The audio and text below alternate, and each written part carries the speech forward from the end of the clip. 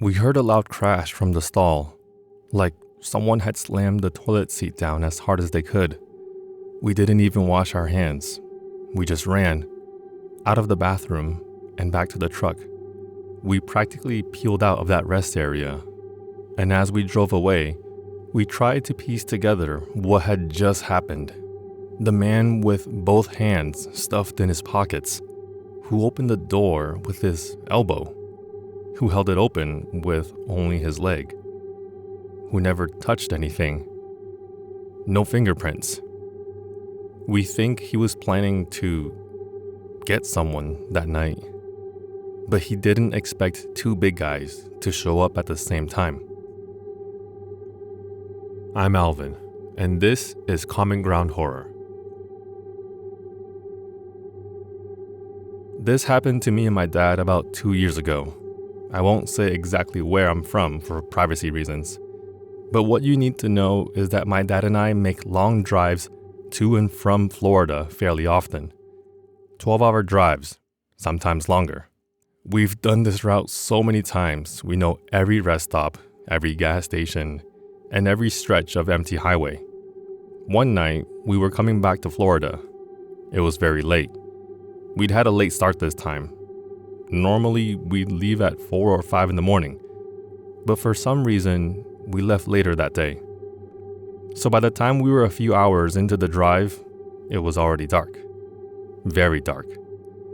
The kind of dark you only get on highways in the middle of nowhere. No streetlights, no towns, just headlights and darkness.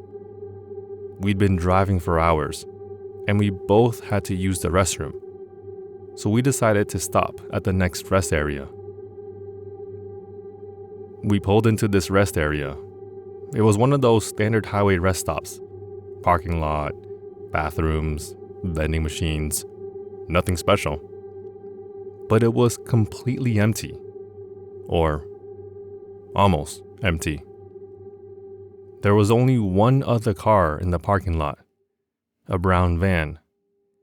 It had curtains in the windows, the kind people use when they're living out of their vehicle, and it had a ladder on the back. We pulled into a spot a few spaces away from the van, and immediately after we stepped out of the truck, the person who I assume owned the van got out as well. He started walking toward the restroom. The guy had frizzy gray hair, both hands stuffed in his cargo shorts, worn out socks and shoes. I remember his socks being extremely worn out, falling down his ankles, like he hadn't gotten a new pair in years. But that wasn't the most notable thing about his appearance. I don't know if I was just seeing things in the dark, but I could swear that when I caught a glimpse of his face, one of his eyes had skin growing over it, as if the eye had never even existed, like his facial skin had just grown over the socket. I was raised polite, told to never point or stare, so I immediately looked down. That's probably why I remembered his socks and shoes so clearly. I remember thinking, so the man has a disability or something. No big deal. I didn't want to offend an old-timer who was clearly down on his luck. I wasn't going to turn away from him or get scared just because he had a disability I'd never seen before. But then he did something that raised immediate red flags. When he reached the restroom door, he opened it, but he never took his hands out of his pockets. Never. I think he used his elbow to turn the handle and push the door open. Then he held the door open for both me and my dad. But he didn't use his hands. He used only his leg.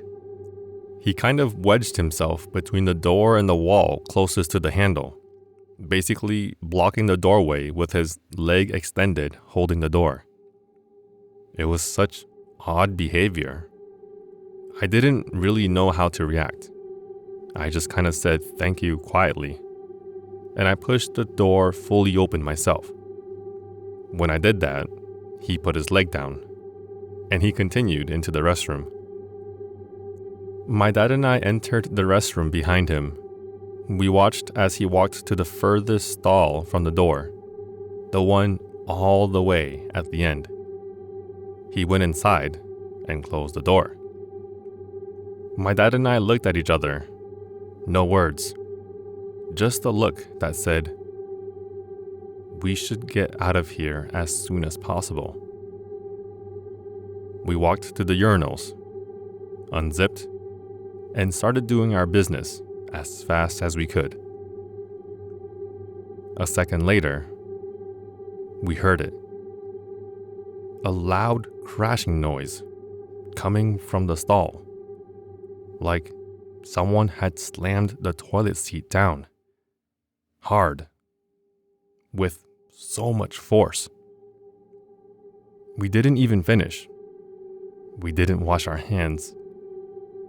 We just zipped up and ran straight out of the bathroom and back into the truck.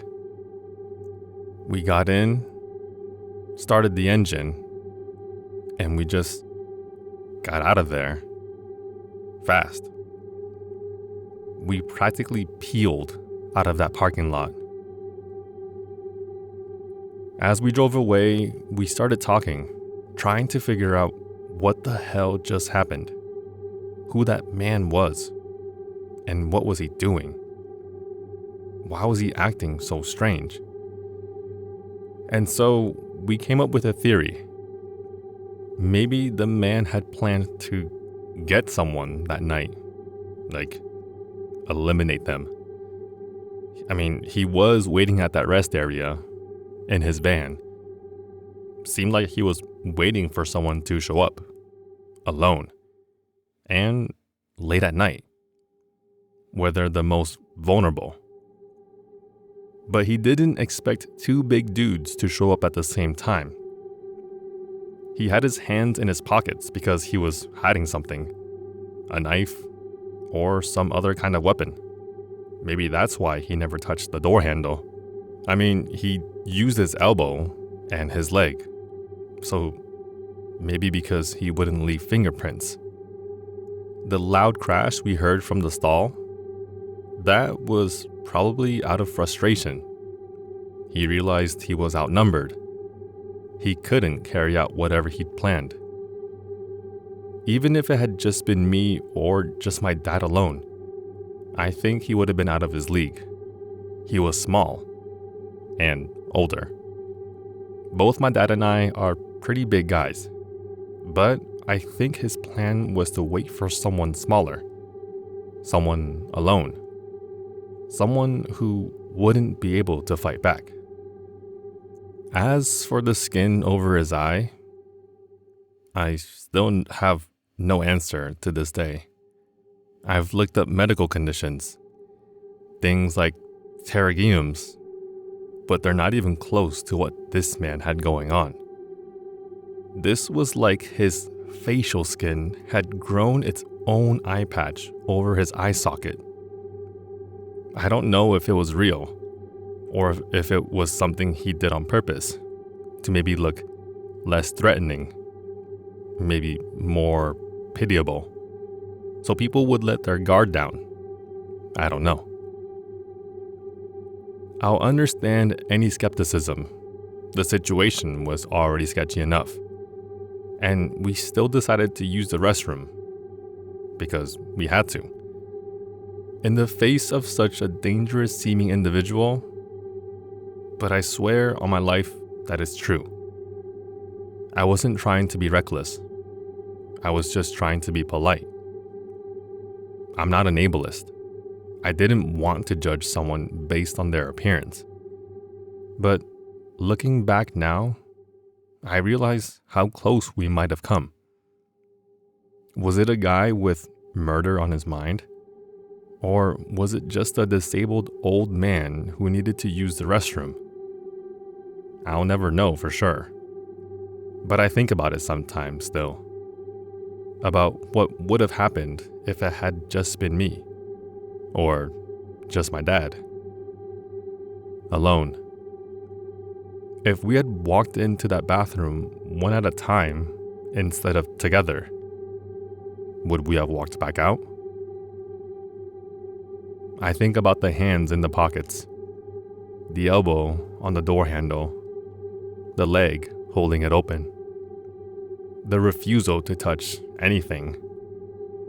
That's not normal behavior. That's someone trying not to leave evidence. I think about the crash from the stall, the supposed anger, the frustration. That wasn't someone just using the restroom. That was someone realizing their plan had failed. We got lucky that night. We showed up together. We were too big, too aware. And he knew it. So he stayed in that stall, and we got out. But I think about the next person who might stop at that rest area late at night, alone, tired from driving, just needing to use the restroom, not expecting anything. I hope they're careful. I hope they trust their instincts. Because sometimes the person who seems harmless is anything but. And sometimes the polite thing to do is ignore your manners and run. If you've lived through a nightmare you can't explain, I want to hear it. Send your stories to commongroundhorror@gmail.com to be featured on the channel. This has been Alvin for Common Ground Horror. Until next time, sleep well, if you can.